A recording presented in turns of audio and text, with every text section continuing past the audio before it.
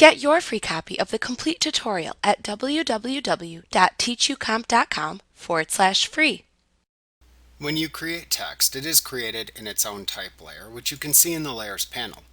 Remember to select the correct text layer before trying to apply editing changes to text.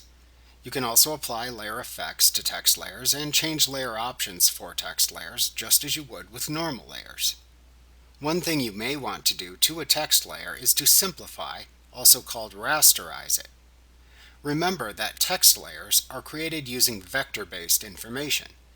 To use your bitmap editing tools on a text layer, you must first rasterize the layer. However, doing this makes it no longer editable by using the normal Type tool in the toolbox. To simplify a text layer, select the layer in the Layers panel. Then choose Layer.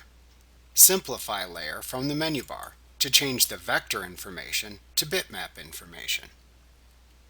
Like what you see? Pick up your free copy of the complete tutorial at www.teachucomp.com/free.